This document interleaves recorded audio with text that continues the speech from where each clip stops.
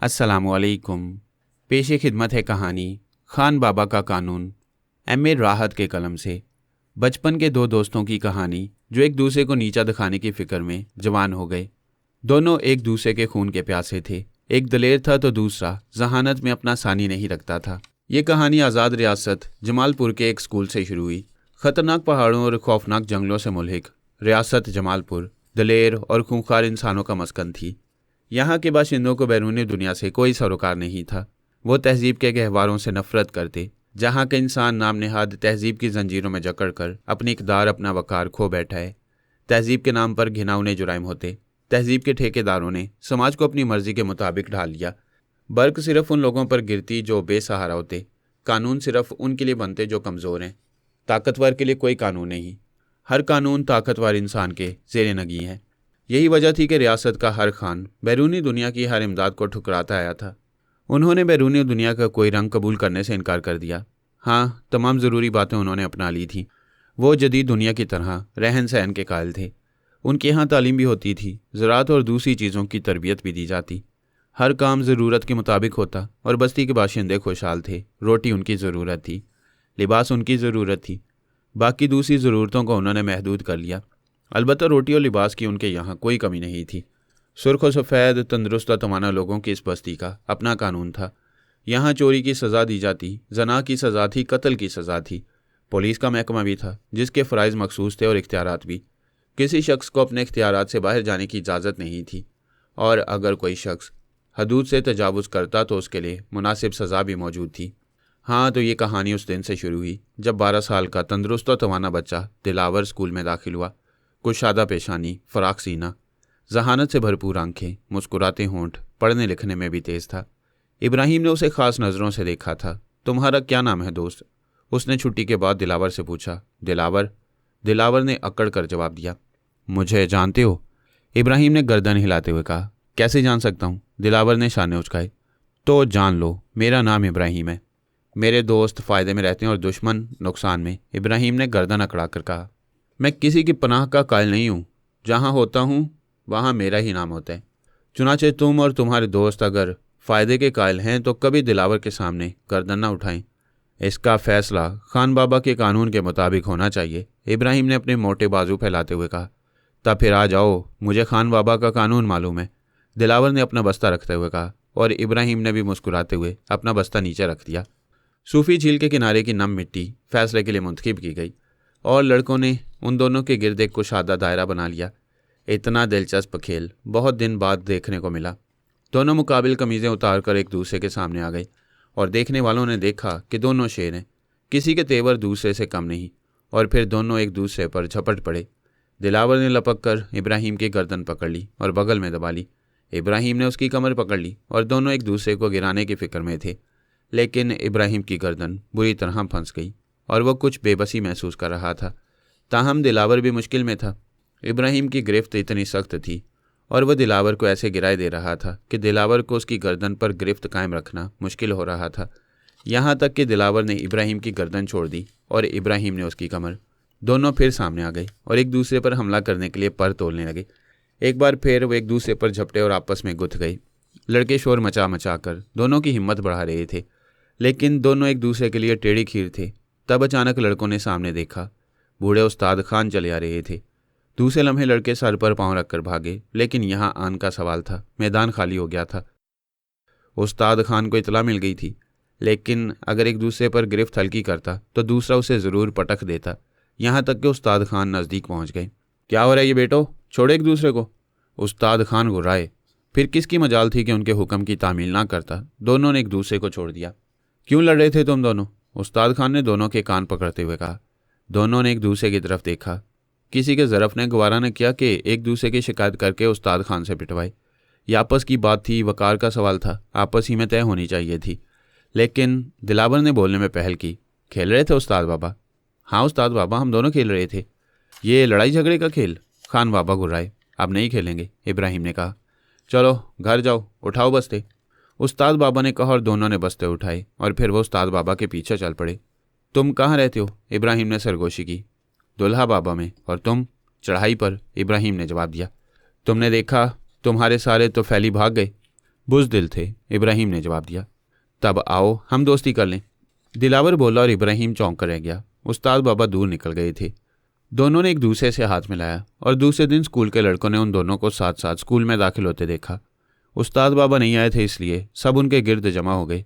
क्या हुआ इब्राहिम, कल किसने किसको पिछाड़ा? अरे उस्ताद बाबा ने इन दोनों को पिछाड़ दिया होगा, अब फैसला हो जाएगा, किसी दूसरे ने कहा। बको मत, किसी ने किसी को नहीं पिछाड़ा। हाँ, भागने वाले बुज़दिल सामने आ गए। आज से सिर्फ दिलावर मेरा दोस्त है। 10 बुज़दिल दोस्तों से एक बहादुर दोस्त अच्छा है। और इस तरह दोस्ती की बुनियाद पड़ गई। अब दिलावर और इब्राहिम एक साथ देखे जाते। दोनों एक दूसरे के गहरे दोस्त बन गए थे, लेकिन दोनों ही तंदखू और सख्त मिजाज थे। अक्सर बच्चे सोफी झील के किनारे खेलते, लेकिन यह दिलावर ही की पेशकश होती थी कि पुलिस और डाकू का खेल खेला जाए। और इस खेल में अगर दिलावर डाकू बनता तो इब्राहिम पुलिस अफसर। डाके पड़ते मुकाबला होता, दोनों में से कोई कामयाब ना होता। ऐसे खेल से फ़ायदा दिलावर, डाकू पकड़ा ही नहीं जाता। एक दिन इब्राहिम ने कहा, पुलिस वाला कमज़ोर है, डाकू कैसे पकड़ सकता है? ये बात नहीं, दरअसल पुलिस वाला डाकू का दोस्त है, इसलिए रियायत करता है, इब्राहिम ने कहा। खेल में दोस्ती कैसी? तुम अगर पकड़ सकते हो तो डाकू को पकड़ लो, वरना हार मान लो, दिलावर ने कहा। और इब्राहिम की आंखें सुर्ख हो गईं। वह दिलावर को घूरता हुआ फिर बोला, ठीक है, आज से दोस्ती ख़त्म। अब मैं पुलिस अफसर हूँ और तुम डाकू। आओ अब खेल खेलते हैं, आओ, दिलावर ने कहा। और फिर एक खतरनाक कशमकश शुरू हो गई। दिलावर ने डाका डाला और इब्राहिम उसे पकड़ने दौड़ा, लेकिन दिलावर ने झील में छलांग लगा दी और नीचे ही नीचे तैरता रहा। इब्राहिम उसे कहाँ छोड़ने वाला था, वो भी झील में गोते लगाने लगा। और फिर जब वो दिलावर को तलाश करने में नाकाम रहा तो झील से निकल आया। शायद दिलावर डूब गया, उसने दूसरे लड़कों से कहा। नहीं, मैंने उसे झील से निकलकर किनारे के दरख्त पर चढ़ते हुए देखा था, एक लड़के ने कहा। और इब्राहिम ने एक बार फिर झील में छलांग लगा दी। दूसरे लम्हे वो दूसरे किनारे पर था। दिलावर दरख्त पर बैठा था, लेकिन बदकिस्मती से इब्राहिम को दरख्त पर चढ़ना नहीं आता था। वो बेबसी से दिलावर को देखता रहा। फिर उसने बेबसी से कहा, ठीक है दिलावर, मैं दरख्त पर चढ़ना भी सीखूंगा, फिर मैं तुम्हें पकड़ कर दिखाऊंगा। सुनो इब्राहिम, तुम बूढ़े भी हो गए तो मुझे ना पकड़ सकोगे, दिलावर ने हंसते हुए कहा। ये बात है तो ठीक है, बड़े होकर तुम डाकू बनना और मैं पुलिस अफसर। फिर एक दिन मैं तुम्हें गिरफ्तार करके फांसी की सज़ा दूंगा। अगर ये बात है तो फिक्र मत करो, ऐसा ही होगा और फैसला हो जाएगा। और कातिबे तकदीर उस वक्त शायद झील के किनारे मौजूद था। उसने इन दोनों बच्चों की ख्वाहिश अपने रजिस्टर में दर्ज कर ली। वक्त ने छलांग लगाई और बचपन की कहानी पीछे छोड़ गया। वक्त की नई आंखों ने एक कवि हैकल जवान को देखा, जिसके चेहरे पर जलाल था, जिसकी आंखों में बिजलियां तड़पती थीं। उसके तवाना जिस्म पर पुलिस अफसर की वर्दी थी और वो जमालपुर का एक ज़हीन अफसर था। वक्त ने एक दूसरी शक्ल भी देखी, एक और तवाना जिस्म स्याह कपड़े से मुंह छुपाए, ताकतवर स्याह घोड़े पर सवार, दूसरी तरफ पिस्तौल लटकाए। जमालपुर की जैली बस्ती गवाह में दाखिल हुआ। रोशनी ने तारीकी की चादर ओढ़ रखी थी। सितारों ने आसमान से झांकना शुरू कर दिया और बस्ती के चिराग शर्माई हुई निगाहों से आसमान को देखने लगे। स्याह घोड़ा बस्ती के खान आरजू के आलीशान मकान के सामने रुक गया और कवि हैकल सवार घोड़े की पुश्त पर खड़ा हो गया। उसने दोनों हाथ एक खिड़की में फंसाए और फिर अपने मजबूत जिस्म को बुलंद करता गया। दूसरे लम्हे वो खिड़की से अंदर था। यह खिड़की एक कमरे में खुलती थी। वह इस कमरे के दरवाजे पर पहुंच गया और फिर दरवाजे के कबाड़ धकेल कर वह इमारत में दाखिल हो गया। उसने दोनों रिवॉल्वर हाथों में थामे हुए थे। बूढ़ा खान लरस गया। काबे की प्याली उसके हाथ से छूट गई। कौन हो तुम, क्या चाहते हो? उसने लरसती आवाज़ में पूछा। तुम्हारी दौलत खान आरजू, और अगर वो ना मिली तो तुम्हारी दोनों लड़कियों की जिंदगी, स्याहपोश ने जवाब दिया। मगर तुम कौन हो? दिलावर, स्याहपोश ने चेहरे से कपड़ा हटाते हुए कहा। और आरजू खान की बीवी एक चीख के साथ बेहोश हो गई। दिलावर? खान आरजू लरसती आवाज़ पर काबू पाते हुए बोला, मेरा कोई बेटा नहीं है। मैंने जो कुछ किया है वो इन लड़कियों के लिए किया है और अब मैं दोबारा इनके लिए कुछ ना कर सकूंगा। अगर तुम मुझे मुआफ़ कर दो तो ज़्यादा बेहतर है। अपनी आधी दौलत मुझे दे दो खान, आधी इनके लिए रहने दो, वरना। दिलावर ने लड़कियों की तरफ पिस्तौल तान लिए। नहीं नहीं, रुक जाओ, मैं तैयार हूँ, खान आरजू ने कहा और अपनी जगह से उठ गया। तुम इंतज़ार करो, मैं रकम लाता हूँ। सिर्फ 10 मिनट, दिलावर ने पिस्तौल लहराते हुए कहा। अगर इससे ज़्यादा वक्त लगाया या कोई हरकत की तो तुम पिस्तौल चलने की 2 आवाज़ें सुनोगे और वापस आकर देखोगे तो ये दोनों लड़कियां खाको खून में तड़प रही होंगी। मैं अभी आता हूँ, अभी आता हूँ, मेरी बच्चियों को नुकसान ना पहुँचाना, खान ने लरसते हुए कहा और बूढ़े कदमों से बाहर निकल गया। लेकिन तिजोरी से रकम निकालते हुए उसकी निगाह पिस्तौल पर पड़ी। जहन भटक गया। मेहनत से जमा की हुई दौलत का लालच आ गया और उसने नोटों की गड्डियों की आड़ में पिस्तौल भी छुपा लिया और फिर वापस आ गया। दिलावर उसका इंतज़ार कर रहा था। बूढ़े आरजू खान को देखकर वह मुस्कुराया और आरजू खान ने नोट उसकी तरफ बढ़ा दिए। दिलावर ने एक पिस्तौल हॉलिस्टर में लगा लिया और लड़कियों की तरफ से बेपरवाह होकर नोट लेने आगे बढ़ा और उसी लम्हे आरजू खान का पिस्तौल सामने आ गया। लेकिन बूढ़ा आरजू खान दिलावर से ज़्यादा फुर्तीला नहीं था। उसके फायर करने से कबल दिलावर के पिस्तौल से गोली निकली और आरजू खान के सीने में पैवस्त हो गई। आरजू खान की दिलदोज चीख गूंजी और दिलावर का कह कहा। उसने आगे बढ़कर खून आलूद नोटों को कब्जे में किया और आरजू खान की लड़कियों को बिलखता हुआ छोड़कर बाहर निकल गया। थोड़ी देर के बाद उसका घोड़ा कलांचे भर रहा था। उसे याद नहीं था कि उसका कौन सा कामयाब डाका है। पूरा जलालपुर दिलावर के खौफ से कांपता था। हर बस्ती में उसका नाम था। जमालपुर के खान ने बेहतरीन दिमाग दिलावर की गिरफ्तारी पर लगा रखे थे और दूसरी तरफ इब्राहिम दिलावर की ताक में था। बचपन का चैलेंज वो भी नहीं भूला था। वो अपने तौर पर कोशिश में मसरूफ़ था और उसके कदम आहिस्ता रवी से लेकिन बड़ी मजबूती से दिलावर खान की तरफ बढ़ रहे थे। और आज की रात वो पूरी तैयारियों से दिलावर खान के रास्ते में आया। पुलिस के 20 जवान उसकी सरकर्दगी में वर्दी में छुपे हुए थे और खुद इब्राहिम एक बुलंद चट्टान पर दिलावर खान का मुंतजिर था कि दिलावर इस रास्ते से गुजरेगा और आज वो दिलावर पर भरपूर ज़रब लगाना चाहता था। आसमान पर चांद ने सर उभारा और पहाड़ियाँ रोशनी में नहा गईं। इब्राहिम की निगाहें रास्ते पर लगी हुई थीं। उसके दिल में अजीब से एहसासात थे। कातिल और डाकू दिलावर से उसे कोई हमदर्दी ना थी। वो उसका सख्त दुश्मन था और हर कीमत पर उसे गिरफ्तार करना चाहता था। फिर रोशनी में दूर एक स्याह घोड़ा आता नजर आया और इब्राहिम चौंक पड़ा। उसका दिल धक से रह गया। उसने एक मखसूस इशारे से अपने साथियों को होशियार किया और तैयार हो गया। उसकी ताकतवर राइफल बद किरदार डाकू को कैफरे किरदार तक पहुंचाने के लिए तैयार हो गई। और फिर पहली गोली उस वक्त चली जब दिलावर बिल्कुल नज़दीक आ गया। गोली घोड़े के पेट में लगी। घोड़े ने ज़बरदस्त ठोकर खाई और दिलावर उस पर से नीचे आ रहा। उसने फुर्ती से खड़े होकर पिस्तौल निकाला, लेकिन उसी वक्त दूसरी गोली उसके पैरों के बिल्कुल करीब ज़मीन से किरचियाँ उड़ा गई और फिर चारों तरफ से बहुत सी गोलियां उसके दाएं बाएं ज़मीन पर लगीं। तब इब्राहिम की आवाज़ उभरी, डाकू दिलावर, हथियार फेंक दो। तुम 21 राइफलों की जद में हो। मैं तुम्हें जिंदा गिरफ्तार करना चाहता हूं, लेकिन तुमने कोई हरकत की तो फिर तुम्हारी लाश ले जाने में भी मुझे दिक्कत ना होगी। दिलावर चारों तरफ देखने लगा। बेशक पोजीशन नाजुक थी। फरार का कोई रास्ता नहीं रह गया था। घोड़ा तड़प रहा था और दम तोड़ने वाला था। इस वक्त मुकाबले की कोशिश खुदकुशी के मुतरादिफ थी। उसने पिस्तौल फेंक कर हाथ उठा लिए। दूसरा पिस्तौल भी, दिलावर, मेरा नाम इब्राहिम है। आवाज़ फिर गूंजी और दिलावर चौंक पड़ा। वह चंद लम्हे सकते में मुब्तला रहा। फिर उसने दूसरा पिस्तौल भी निकाल कर फेंक दिया। तब चारों तरफ से पुलिस वाले निकल पड़े और उन्होंने दिलावर के गिर्द घेरा डाल दिया। इब्राहिम ने राइफल कंधे से लटकाकर पिस्तौल निकाल लिया था। फिर वो हथकड़ियों का जोड़ा लेकर दिलावर की तरफ बढ़ा। क्या ख्याल है दिलावर, क्या मैं अपना बचपन का अहद पूरा करने में कामयाब नहीं हो गया? इब्राहिम ने उसके हाथों में हथकड़ियाँ डालते हुए कहा। नहीं इब्राहिम, अगर बचपन के अहद की बात करते हो तो तुमने बेईमानी से काम लिया है। दिलावर ने मुस्कुराते हुए कहा। क्यों? मुकाबला सिर्फ तुम्हारा और हमारा था। इसमें ये 20 जवान कहाँ शामिल थे? ये बेवकूफ़ी की बात है। मैं एक पुलिस अफसर हूँ और तुम मुजरिम। ये सब पुलिस के जवान हैं। उस वक्त हमारे खेल में स्कूल के लड़कों की बाकी तादाद सिर्फ तमाशा ही होती थी इब्राहिम। अगर वो सब मिलकर मुझे गिरफ्तार करने की कोशिश करते तो तुम उस वक्त भी कामयाब हो सकते थे। बचपन और जवानी के खेलों में थोड़ा सा फ़र्क होता है दिलावर। उस वक्त तुमने किसी को कत्ल नहीं किया था। वह सिर्फ खेल होता था और यह हकीकत है। बद अहदी के लिए तुम सैकड़ों बहाने तलाश कर सकते हो इब्राहिम, लेकिन मैंने अहद शिकनी नहीं की है। आज भी मैं तुम्हें चैलेंज करता हूँ कि तुम तन्हा मुझे गिरफ्तार नहीं कर सकते। सुनो, मैं तुम्हारी कैद से निकल जाने की कोशिश करूँगा और फिर तुम्हें दावत दूंगा कि तुम मुझे गिरफ्तार कर लो। तुम्हारी ये ख्वाहिश कभी पूरी ना होगी मेरे दोस्त, इब्राहिम ने कहा और दूसरे लम्हे उसने दिलावर के पाँव पर पिस्तौल का फायर कर दिया। गोली ने पिंडली की हड्डी तोड़ दी, लेकिन दिलावर के मुंह से कोई आवाज़ न निकली। वह ज़मीन पर गिर पड़ा। पुलिस वालों ने उसे उठाकर एक घोड़े पर डाल दिया। दूसरे घोड़े भी पहाड़ की आड़ से ले आए गए और कामयाबो कामरान इब्राहिम खतरनाक डाकू को गिरफ्तार करके ले चला। दिलावर की पिंडली से खून चल रहा था, ताहम वो होश में ही था। इब्राहिम को पुकारो और इब्राहिम उसके करीब पहुंच गया। अगर मैं मर ना गया तो तुम्हें इस बदअहदी की सज़ा दूंगा इब्राहिम, उसने कहा और फिर वो बेहोश हो गया। इब्राहिम ने घोड़ा रोककर उसे देखा और फिर उसने एक पट्टी दिलावर के पाँव पर कस दी और फिर घोड़ों की रफ्तार तेज़ हो गई। इब्राहिम को एहसास था कि दिलावर की पिंडली की हड्डी चूर चूर हो गई है, लेकिन उसने जानबूझकर ऐसा किया था और अब भी उसे दिलावर से कोई हमदर्दी नहीं थी। दोस्ती वगैरह बचपन की हमाकत थी। अब दिलावर एक खतरनाक डाकू था और एक सफ़ाक कातिल भी। अपने काम के सिलसिले में अगर कोई दिलावर के आड़े आ जाता तो वह बेदरेग उसे गोली से उड़ा देता।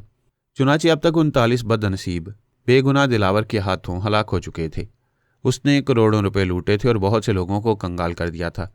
अब उसके साथ रहम करने वाले पर भी रहम नहीं किया जा सकता था। जमालपुर के खान का यही हुक्म था।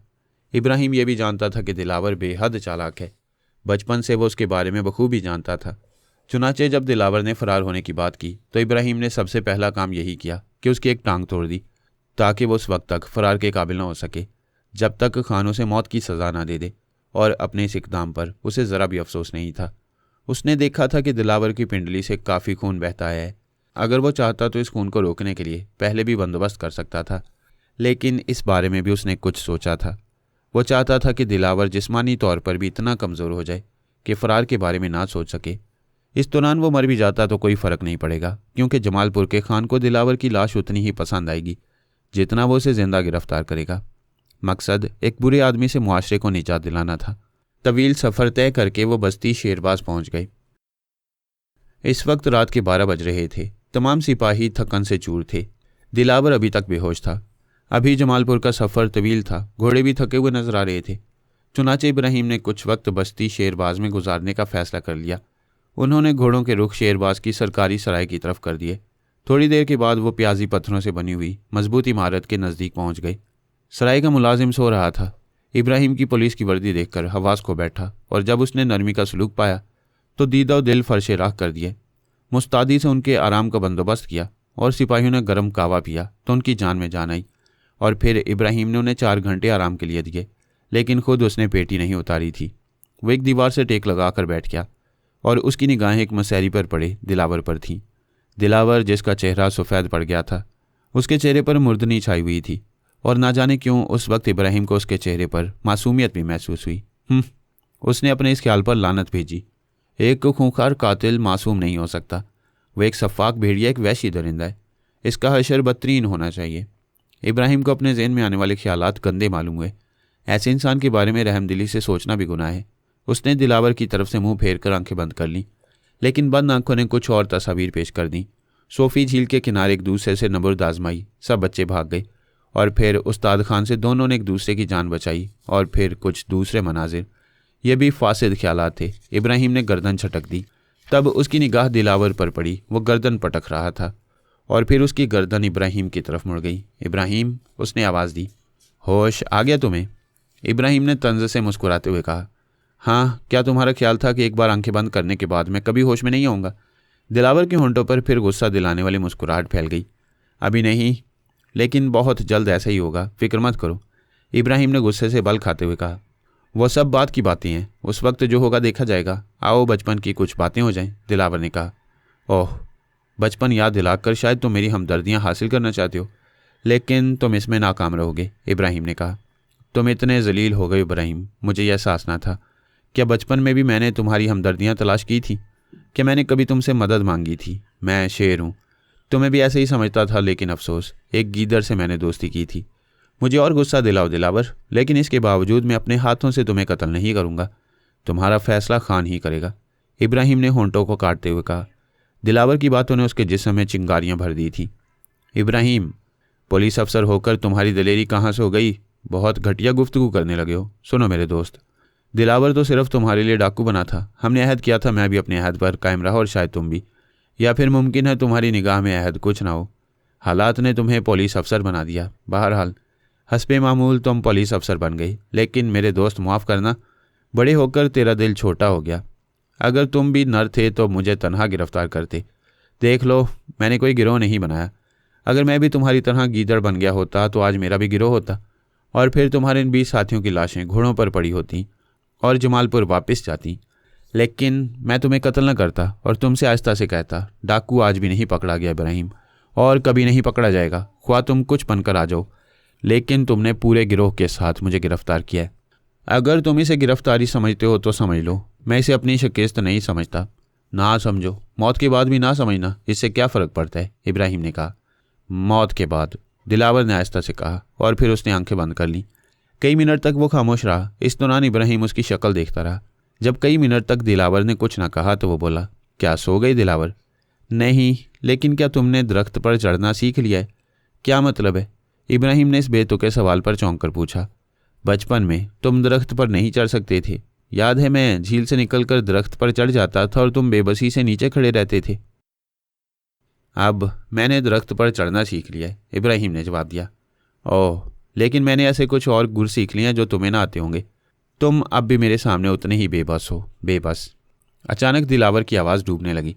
उसने अंधों की तरह फिजा में हाथ हिलाए और फिर डूबती आवाज़ में बोला, इब्राहिम, इब्राहिम। मेरी आंखें तारीख हो गईं, मुझे कुछ नज़र। वो गर्दन पटकने लगा और इब्राहिम चौंक कर खड़ा हो गया। बिलाखिर दिलावर की बेनाई चली गई। ज़्यादा खून निकल जाने का नतीजा जाहिर हो रहा था। पानी।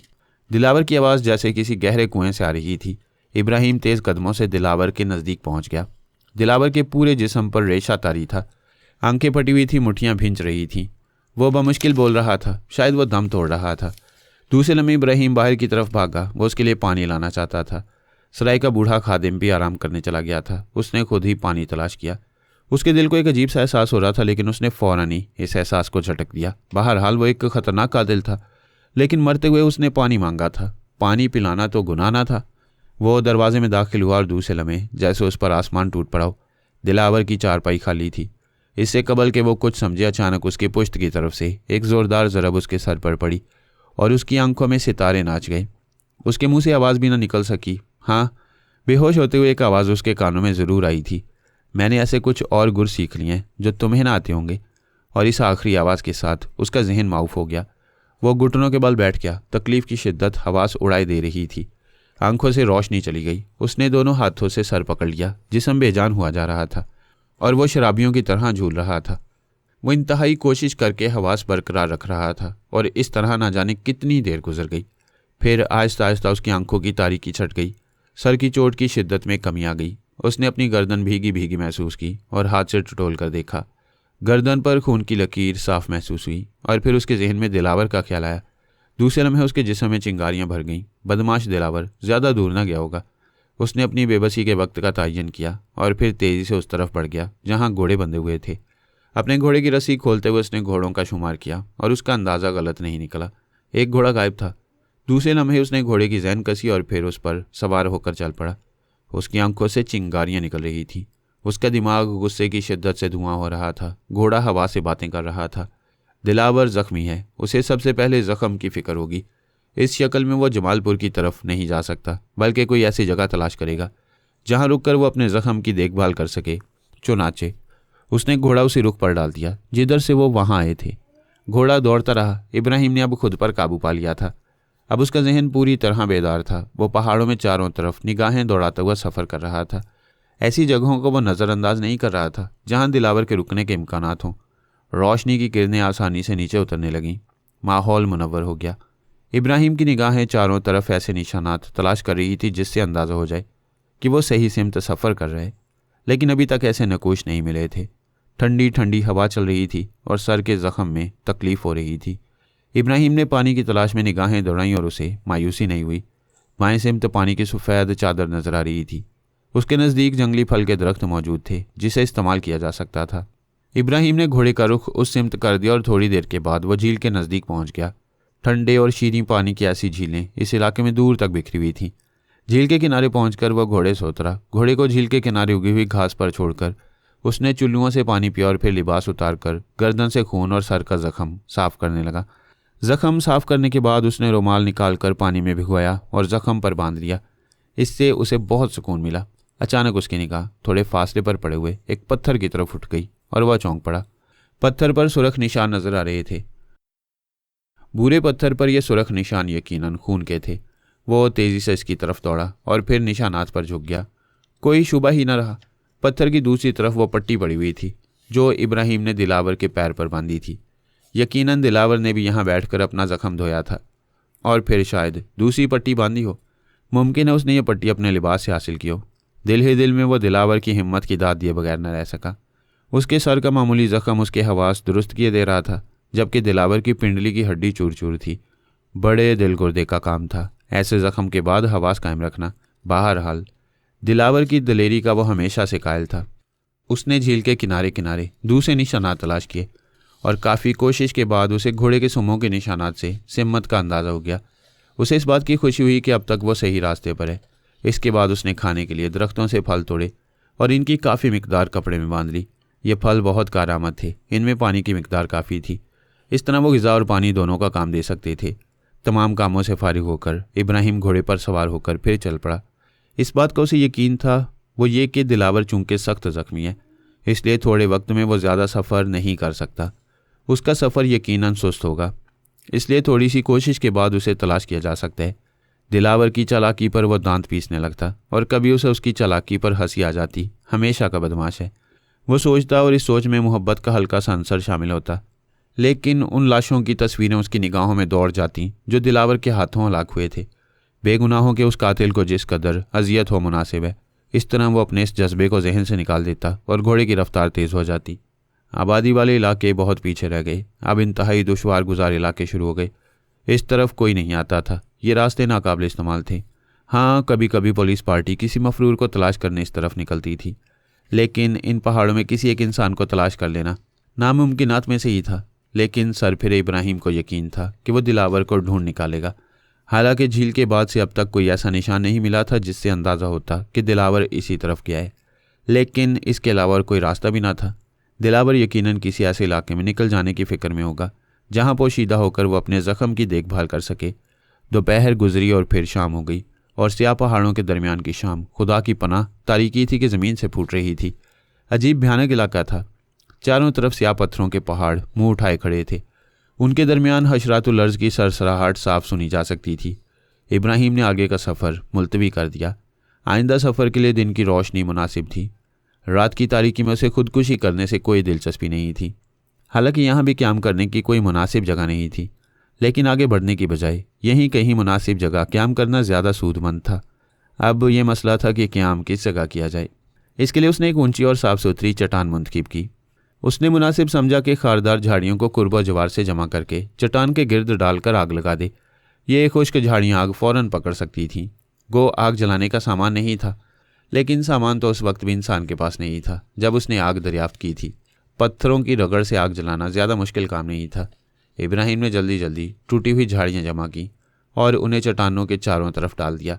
उसने फैसला किया था कि आग उस वक्त जलाएगा जब चांद निकल आएगा। वो जानता था कि हशरातुल अर्ज़ चांदनी में ही खुराक की तलाश में निकलती हैं। वह फिर चट्टान पर चढ़ाया। घोड़े को भी उसने चट्टान पर चढ़ा लिया। ज़ाहिर इस बेज़ुबान की ज़िंदगी की हिफाजत भी ज़रूरी थी। घोड़ा भी माहौल से मुतासिर था और खौफज़दा सा खामोश खड़ा था।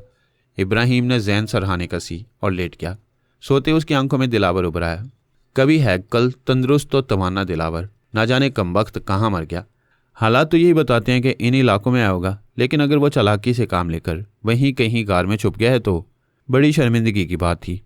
गोया वो इब्राहिम को अहमक बनाने में कामयाब हो गया। इब्राहिम जानता था कि वो बेहद चालाक इंसान है। अगर उसने यह चालाकी कर ही डाली है तो खुद इब्राहिम मौत की तरफ पड़ रहा है। जाहिर है इन बेआबो गया पहाड़ियों में ज़िंदगी नहीं मिलती। हाँ, मौत कदम कदम पर मिल जाती है। सांपों के जिस्मों की सरसराहट, उनकी खौफनाक आवाज़ें साफ सुनाई दे रही थीं। कभी कभी अजदहे की फपकार भी उनमें शामिल हो जाती, बिल्कुल इस तरह जैसे किसी मशीन की गरारी चल रही हो। वह इन खौफनाक आवाज़ों को सुनता रहा जो कई बार चट्टान के नज़दीक से गुजरी थी। फिर उसने सोचा कि आग जला ही देनी चाहिए, कहीं कोई सांप इंसानी जिस्म की बू सूंघकर चट्टान पर चढ़ ही ना आए। वो उठकर बैठ गया, लेकिन अचानक वो उछल पड़ा। दूर, काफ़ी दूर उसने आग की रोशनी देखी थी। आग अभी अभी भड़की थी। वह साकित रह गया। उसके ज़हन में एक ही नाम गूंजा, दिलावर, और उसका दिल खुशी से उछल पड़ा। यकीनन वह दिलावर है। तो अब तक उसकी मेहनत रायगा नहीं गई, वह सही रास्ते पर है। वह मुनासिब तौर पर दिलावर का ताक़ुब कर रहा है। उसने फौरी तौर पर आग जलाने का इरादा मुलतवी कर दिया। अब जबकि दिलावर नज़र आ गया है, क्या किया जाए? क्या इसी वक्त दिलावर को जा लिया जाए या सुबह होने का इंतज़ार किया जाए? लेकिन यह इंतज़ार इब्राहिम के बस की बात नहीं थी। दुश्मन को सामने देखकर वह रोशनी निकलने का इंतज़ार नहीं कर सकता था। दुश्मन भी वो जो अब उसका वकार बन गया था। कुछ भी हो, खुदकुशी ही सही। चांद निकलने का इंतज़ार भी नहीं किया जा सकता। रोशनी निकल आई तो दिलावर भी होशियार हो जाएगा, और दुश्मन को होशियार होने का मौका देना हमाकत है। उसने चट्टान पर खड़े होकर सिम्मत का तयन किया, उन रास्तों का इंतखाब किया जिनसे गुजर कर दिलावर तक पहुंचा जा सकता था, और फिर उसने घोड़े पर जैन कस लिया और नीचे कूद पड़ा। घोड़ा भी सहमे सहमे कदमों से नीचे उतर आया। बहरहाल मालिक की मर्जी के खिलाफ वो कुछ नहीं कर सकता था। इब्राहिम घोड़े पर सवार हो गया। ज़मीन के हर खतरे को नज़रअंदाज करके वो चल पड़ा। तारीकी में वो स्याह लकीरें रेंगते हुए देख रहा था। कहीं कहीं उसे नन्हे कुमकुमे नजर आते। ये सांपों की पुरस्कार आंखें थी जिनसे रोशनी खारिज हो रही थी। बड़ा वहशतनाक माहौल था। यहाँ सांपों का राज था, इसलिए दूसरे जानवरों का गुजर नहीं था। बस रेंगते हुए मौत के हरकारों से बचना था। घोड़ा भी पूरी तरह होशियार था। कई बार उसके सुम तेजी से दौड़ते हुए सांपों की पुश्त पर पड़ते पड़ते बच जाते। वो उछल उछल जाता, अलिफ हो जाता, लेकिन उसका सवार भी पूरी तरह चाको चौबंद था। वो निहायत फुर्ती और मुस्तादी से ये भयानक सफ़र तय कर रहा था। लेकिन तवील फासला तय करने के बाद इब्राहिम की परेशानी का एक और दौर शुरू हुआ। ये एक बुलंद जगह थी। यहाँ से वह थोड़े फासले पर रोशन आग बखूबी देख सकता था। इस आग की छाँव में उसे घोड़ा भी नजर आ रहा था, लेकिन इस आग तक पहुँचने के लिए उसे एक ढलान तय करना था। एक खौफनाक ढलान जिसमें ना जाने क्या क्या था। इब्राहिम जानता था कि ऊपर की बनिस्बत ढलान की तह ज़्यादा खौफनाक है। एक लम्हे के लिए उसके दिल में ख्याल आया कि इस काम को सुबह पर छोड़ दे। आग रोशन थी। यकीनन दिलावर भी सुबह से पहले यहाँ से रवाना होने की कोशिश नहीं करेगा, और चांद के ढलते इस ढलान को पार कर लिया जाए तो दिलावर पर हाथ डाला जा सकता है। लेकिन फिर इस ख्याल को उसने अपनी बुजदली से ताबीर किया और उसे झुरझुरी सी आ गई। आखिर दिलावर ने भी तो यह ढलान तय किया है। और दूसरे लम्हे उसने घोड़े की पुश्त पर हाथ मारा और वफादार जानवर ने मालिक के इशारे पर जान की बाजी लगा दी। घोड़ा खौफनाक ढलान में उतरने लगा। अजदहों की गरारियां चलने की आवाज़ें तेज़ हो गईं। घोड़ा कदम कदम पर उछल रहा था और इब्राहिम किसी भी लम्हे उस पर से गिरने के लिए तैयार था। थोड़ी देर की सख्त जिद्दोजहद के बाद वह ढलान में पहुंच गया। घोड़ा जोर से हिनहिनाया और उसने इतनी लंबी छलांग लगाई कि इब्राहिम उस पर तवाज़न कायम ना रख सका। वो घोड़े से गिरा, लेकिन किस्मत यावर थी कि वो स्याह नाग पर ना गिरा जो उस वक्त उसके जिस्म की जद में था। जब वो गिरा तो सांप उससे चंद फुट के फासले पर फन काट कर खड़ा हो गया। उसकी आंखें चमक रही थीं और चौड़ा फन लहरा रहा था। मौत इब्राहिम की आंखों में नाच गई। उसने हॉलिस्टर में पिस्तौल तलाश किया और उसके खुश्क होंठ और खुश्क हो गए। पिस्तौल उसके पास मौजूद नहीं था। उसे याद आ गया कि उसने चलते वक्त पिस्तौल साथ ही नहीं लिया। लेकिन इस नाजुक मौका पर समझदार घोड़े ने भी उसकी भरपूर मदद की। वह समझ गया था कि मालिक सख्त मुश्किल में है। चुनाचे उसने तेज़ी से दौड़ते हुए सांप की दुम पर सुम मारा और जख्मी सांप चोट खाकर पलटा, लेकिन घोड़ा छलांग मारकर दूर निकल गया। इब्राहिम ने इस मौके से फ़ायदा उठाया और तेज़ी से पलट कर भागा। घोड़ा सांप को चक्कर देकर उसी की तरफ आ रहा था। इब्राहिम ने जिस्म को तोला और दूसरे लम्हे वो घोड़े की पुश्त पर था। चुनाचे वो सीधा दौड़ता रहा और फिर मुनासिब जगह देखकर उसने रफ्तार सुस्त कर दी। मैं तुम्हारी इस वफादारी को कभी नहीं भूलूंगा मेरे दोस्त, इब्राहिम ने उसकी गर्दन पर हाथ फेरते हुए कहा, और फिर उसने घोड़े को चढ़ाई पर डाल दिया। खौफनाक ढलान सांपों से पुर था। कांटेदार झाड़ियों और उनमें लहराते हुए सांप। इब्राहिम की पूरी ज़िंदगी में ऐसे खौफनाक मनाजिर नहीं आए थे, लेकिन उसका दिमाग गर्म था और उसमें एक ही लगन थी, किसी तरह दिलावर तक पहुंच जाए और उसे गिरफ्तार करे। न जाने किस तरह और कितनी देर में ढलान तय हो सका और फिर वो उसके किनारे पहुंच गया। घोड़े ने चूंकि वो रास्ता छोड़ दिया था, इसलिए आग अब भी काफ़ी दूर थी, लेकिन इब्राहिम ने अपनी ज़िंदगी का सबसे खौफनाक सफ़र तय कर लिया था। इस फासले का वो कब खातिर मिला था। घोड़ा बर्क रफ्तारी से दौड़ रहा था। इस दौरान इब्राहिम ने उस जगह का बखूबी अंदाज़ा लगा लिया था जहां आग जल रही थी। उसने सोचा था कि घोड़े की पुश्त से आग के दायरे में छलांग लगाएगा। यकीनन दिलावर इस पोजीशन में नहीं होगा कि उससे मुकाबला कर सके। चुनाचे वो घोड़े की रकाबों पर पाँव रखकर तैयार हो गया। आग करीब आती जा रही थी। उसे यकीन था कि अब दिलावर ने उसे ज़रूर देख लिया होगा। घोड़े की टापों ने उसे होशियार कर दिया होगा और वह निकल जाने की फिक्र में होगा, लेकिन इससे कबल ही इब्राहिम उस तक पहुंच जाना चाहता था। बिलाशुबा उसने आग के दायरे में दाखिल होने के लिए लंबी छलांग लगाई थी। उसके कदम ज़मीन से टकराए, लेकिन दायरा खाली था। दिलावर वहां मौजूद नहीं था। दिलावर, दिलावर, इब्राहिम पागलों के सी अंदाज में चीखा। उसने खूनी निगाहों से चारों तरफ देखा। घोड़ा भी मौजूद नहीं था। हालांकि उसने पहले उसकी परछाई देखी थी। दिलावर निकल गया था। हाँ, दिलावर फिर निकल गया था। इब्राहिम जुनूनी अंदाज में आग के दायरे से बाहर निकल आया और उसी वक्त चांद ने बड़ी नज़ाकत से अपने चेहरे की ओढ़नी उठा दी। उसकी शर्माई हुई किरणें ज़मीन पर उतर आईं और माहौल मुनव्वर हो गया। इब्राहिम की जलती हुई निगाहें चारों तरफ दिलावर को तलाश कर रही थीं। फिर वो घोड़े पर सवार हो गया। उसने एक ऊंची चट्टान का रुख किया था और फिर घोड़े की एक छलांग उसे चट्टान पर ले गई। बुलंद चट्टान पर खड़े होकर उसने चारों तरफ निगाहें दौड़ाईं, और अगर रोशनी ना होती तो वो इस साए को नहीं देख सकता था जो घोड़े के अलावा किसी और का नहीं था। वो एक बुलंद पहाड़ी का सफ़र तय कर रहा था और दिलावर उसकी पुश्त पर सवार था, लेकिन दिलावर घोड़े की पुश्त पर सीधा बैठा हुआ था। इतना जख्मी होने के बावजूद वो होशो हवास में था, वरना उसे घोड़े की पुश्त से चिपका होना चाहिए था।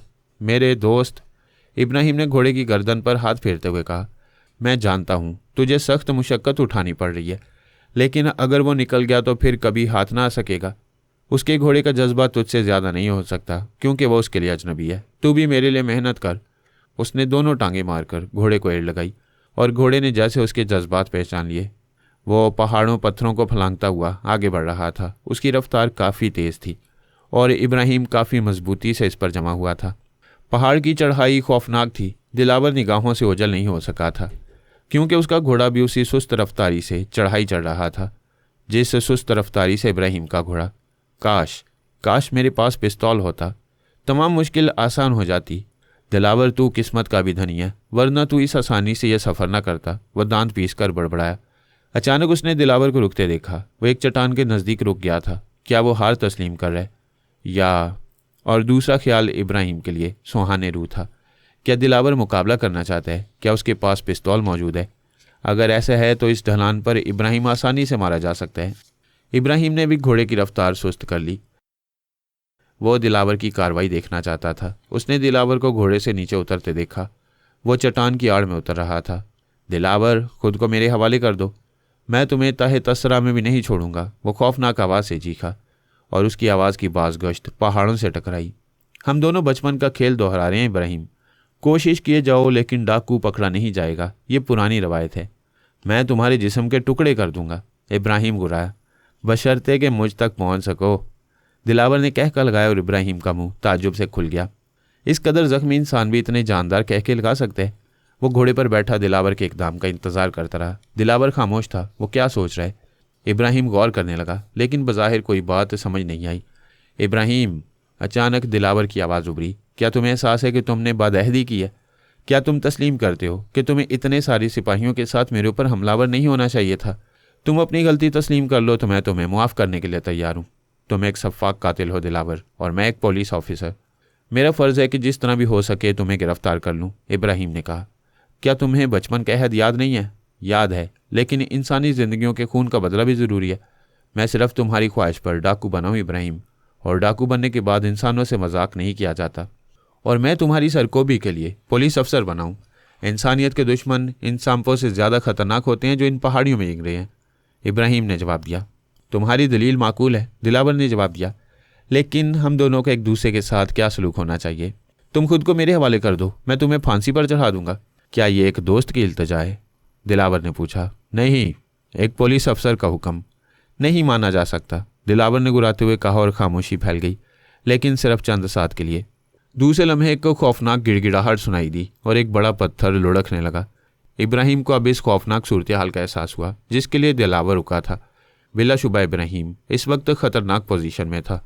उसने घोड़े को एड़ लगाई और पत्थर की लपेट में आने से बच गया, लेकिन दिलावर बुलंदी पर था। पत्थर उसके पास बेहतरीन हथियार थे। वो छोटे छोटे पत्थर उछाल रहा था। कई पत्थर घोड़े को लग चुके थे। इब्राहिम इत्तफाक से ही महफूज रहा, लेकिन पत्थरों ने उसे काफ़ी परेशान कर दिया। वो घोड़े को इतनी दूर ले जाना चाहता था कि दिलावर के फेंके हुए पत्थरों की पहुंच से दूर हो जाए, और दिलावर भी शायद यही चाहता था। जब इब्राहिम काफ़ी दूर निकल गया तो दिलावर ने पत्थरबाजी बंद कर दी और फिर वो अपने घोड़े पर आ बैठा। घोड़ा फिर बुलंदियां तय करने लगा। इब्राहिम के जहन में शोले उठ रहे थे। दिलावर की चालाकी का वो बचपन से कायल था। वो मुकम्मल तौर से दिलावर की चालाकी समझ गया, और यह हकीकत थी कि इस चालाकी का उसके पास कोई जवाब नहीं था। उसे और मुशक्क़त करना पड़ी। अब वो ऐसे रास्ते से बुलंदियां तय कर रहा था जहां दिलावर के हमले का खतरा ना हो, और इसके लिए उसे काफ़ी मुश्किलात का सामना करना पड़ रहा था। पहाड़ की बुलंदियां क़यामत की थीं। सुबह की रोशनी नमूदार होने लगी। इब्राहिम की आंखें पथराई हुई थीं। वह पलक झपकना भूल गया था। सर की चोट का तो उसे कोई एहसास ही नहीं था। उसके जहन पर सिर्फ एक धुन सवार थी, किसी तरह एक बार वो दिलावर के नज़दीक पहुंच जाए, इसके बाद वो जान की बाजी लगा देगा। दिलावर से दूसरी बार टकराव ना हुआ, और जब वो ऊपर पहुंचा तो सुबह नमूदार हो चुकी थी। दिन की रोशनी ने बुलंद पहाड़ी के मनाजिर पेश कर दिए। चारों तरफ खौफनाक सन्नाटा फैला हुआ था। यहाँ भी सांप मौजूद थे, पीले रंग के भद्दे सांप जो ऊँघ रहे थे। बाएं सिमत यह पहाड़ी फैलती गई थी। दूर एक ढलान ने इसे दूसरे सिरे से मिला दिया था, लेकिन दाएं सिमत इसका सिरा थोड़ा दूर ही था, और उसे यह देखकर हैरत हुई कि इंसानी कदम उन दोनों से पहले भी यहाँ पहुँच चुके हैं। पहाड़ी पर 2 दरख्तों के तने मौजूद थे, और उनके तने मोटी रस्सियों से बंधे हुए थे। रस्सियों का पुल पहाड़ के दूसरे सिरे पर ऐसे ही सतूनों से बंधा हुआ था। इस तरह पहाड़ियों के दरमियान खला का यह रास्ता मुख्तसिर कर दिया गया था। मोटे रसों की मजबूती से अंदाज़ा होता था कि पुल काफ़ी मजबूत है और इस पर से घोड़े गुजारना कोई मुश्किल काम नहीं है। उसने बाएं सिमत ढलानों पर निगाह दौड़ाई। दिलावर का यहाँ कोई निशान नहीं था। जाहिर है वो बेवकूफ़ नहीं था। उसने ढलानों का रास्ता इख्तियार करने की हमाकत नहीं की होगी और इसी पुल से यह रास्ता पार किया होगा। चुनाचे इब्राहिम ने भी अपना घोड़ा पुल की तरफ बढ़ाया। उसने पुल के नीचे की गहराइयों को देखा। ये गहराइयाँ इतनी ही थीं जितनी तय करके वो पहाड़ की बुलंदी पर आया था। नीचे ज़मीन नजर आ रही थी, लेकिन इब्राहिम किसी भी तौर दिलावर से कमज़ोर नहीं था। वो इन गहराइयों से खौफज़दा नहीं हुआ। उसने दूर तक निगाह दौड़ाई और फिर उसने घोड़े को पुल की तरफ बढ़ा दिया। थकन से चूर घोड़े ने गहराइयाँ देखी और शायद उसकी हिम्मत भी जवाब दे गई। 2-3 बार के इशारे पर भी वो आगे ना बढ़ा तो इब्राहिम ने उसके 2-3 हाथ मार दिए। वफादार जानवर ने मालिक का असरार देखा तो कदम आगे बढ़ा दिए। मोटे रसों को तख्तों से पाट कर तख्ते मजबूती से बांध दिए गए थे। घोड़ा फासला तय करने लगा। वो एक एक कदम फूंक फूंक कर रख रहा था और उसके अंदाज से खौफजदगी का इजहार हो रहा था, लेकिन इब्राहिम का दिल पत्थर का था। उसे यकीन था कि वो इस पुल को इसी तरह तय कर लेगा जिस तरह दिलावर ने किया था। उसने पुल की लंबाई नज़रअंदाज कर दी और घोड़े के एक एक कदम का जायज़ा लेने लगा। खुदा खुदा करके घोड़ा पुल के दरमियान पहुंच गया, लेकिन उसी वक्त पुल की दूसरी तरफ से एक भयानक आवाज़ उभरी। इब्राहिम, अपनी शिकस्त देख लो। डाकू आज भी नहीं पकड़ा जाएगा। इब्राहिम, अपनी शिकस्त का मंजर देख लो और इसके बाद तुम कुछ ना देख सकोगे। और इब्राहिम की निगाहें पुल के दूसरी तरफ उठ गईं। दिलावर एक तेज़ छुरे से पुल के रस्से काट रहा था। इब्राहिम ने घोड़े की बागें खींच लीं। बात बचपन की नहीं रह गई है इब्राहिम। अब एक डाकू और एक पुलिस अफसर का मुकाबला है। अगर तुम अपनी शिकस्त तस्लीम करके वापस लौटना पसंद करो तो शायद मैं तुम्हें मुआफ़ कर दूं। मैंने शिकस्त बचपन में भी नहीं तस्लीम की थी, आज भी नहीं करूंगा दिलावर, इब्राहिम ने जुनूनी अंदाज में कहा और फिर घोड़े को ज़ोर ज़ोर से मारने लगा। दूसरी तरफ दिलावर भी होंठ भींचे पुल की रस्सी काट रहा था। इससे कबल शायद वह सतून की आड़ में छुपा हुआ था जिससे रस्से बंधे हुए थे। अचानक इब्राहिम को एक ज़ोरदार झटका लगा और घोड़ा लिफ हो गया। पुल एक तरफ लटक गया, एक रस्सा कट चुका था और दूसरे लम्हे इब्राहिम घोड़े से कूद गया। और यह भी शायद ताईदे गैबी थी, क्योंकि घोड़ा अपना वज़न ना संभाल सका।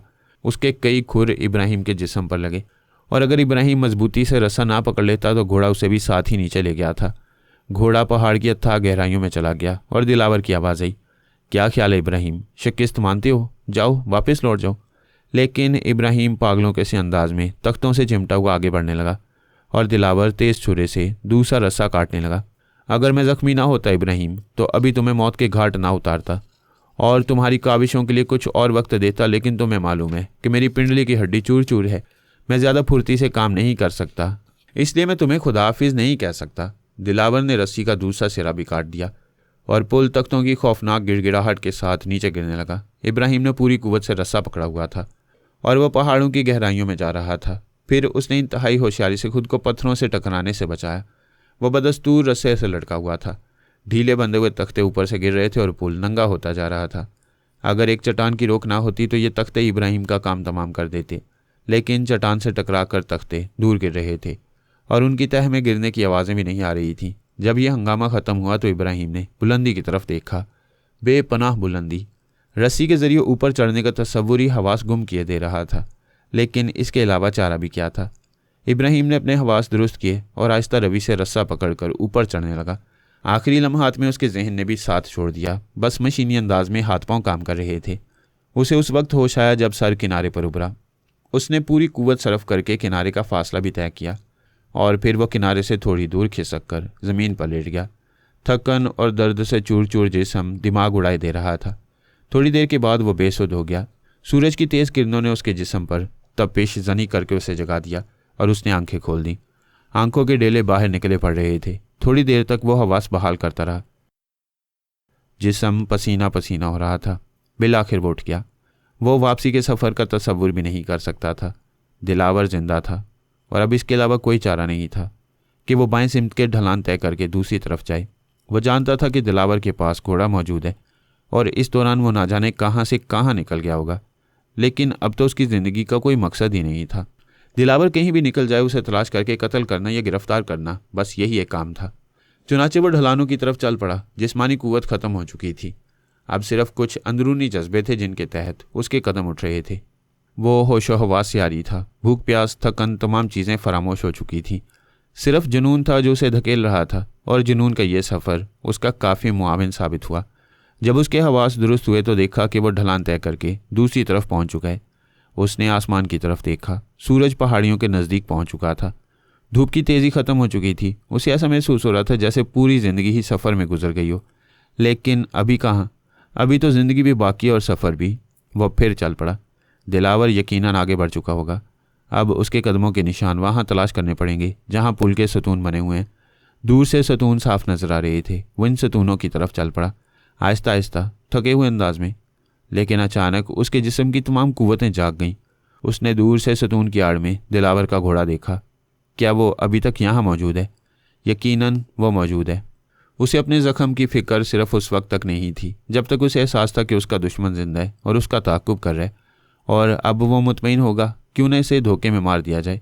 उसने रफ्तार सुस्त कर दी और निहायत मोहतात अंदाज में सतून की तरफ बढ़ने लगा। उसके दिल की धड़कनें तेज़ होती जा रही थीं। गैर मुतवक्का तौर पर कामयाबी नज़दीक आ गई थी। घोड़ा भी मौजूद था और दिलावर भी उसके करीब ही था। वो दबे कदमों सतून के पीछे पहुंच गया और फिर उसने दूसरे सतून की तरफ झांका। दिलावर सतून से टेक लगाए बैठा था। उसकी आंखें बंद थीं, दोनों पांव फैले हुए थे। जख्मी टांग खून आलूद थी। क्यों ना इसकी दूसरी टांग भी तोड़ दी जाए, इसके बाद वो मुकम्मल तौर पर बेकार हो जाएगा। इब्राहिम ने चारों तरफ देखा और फिर एक बड़े पत्थर की तरफ बढ़ गया। उसने कुव्वत सरफ करके पत्थर दोनों हाथों से उठाया और दिलावर के सामने पहुंच गया। दिलावर आंखें बंद किए गहरी गहरी सांसें ले रहा था। इब्राहिम के दांत भिंच गए। उसने पत्थर दोनों हाथों से बुलंद किया और दिलावर के बिल्कुल नज़दीक पहुंच गया। लेकिन अचानक उसकी दाहिनी पिंडली में एक खौफनाक टीस उठी और वह उछल पड़ा। पत्थर का वजन उसे ना संभल सका और पत्थर गिर पड़ा।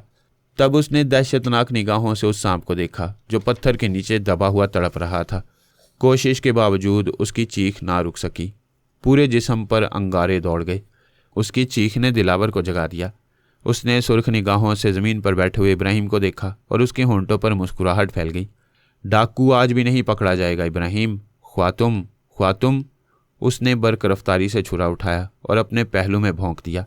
सुरख लहू की धारें दिलावर के पहलू से फूट निकलीं और वह खून आलूद मुस्कुराहट के साथ टूटे हुए अल्फाज में बोला, मुझे अफसोस है इब्राहिम, तुम्हारी हसरत पूरी ना हो सकी। उसके मुंह से खून की फवार निकल पड़ी और उसने अपना हाथ ऊपर उठाकर मुंह साफ किया। मेरा नाम दिलावर है इब्राहिम। तुम्हें आज भी शिकस्त हुई, बोलो, हुई ना? उसने इब्राहिम की तरफ देखा लेकिन इब्राहिम की आंखें फटी हुई थीं। वो दम तोड़ चुका था। इब्राहिम। उसने दोनों हाथ आगे बढ़ाए लेकिन उसके हाथ इब्राहिम के मुर्दा जिस्म तक ना पहुंच सके और वो भी इब्राहिम के नज़दीक ही गिर पड़ा। माहौल इस खूनी ड्रामे पर लर्ज़ा बरांदम था। दूर से तन्हा रह जाने वाले घोड़े की खुर सुनाई दे रही थी।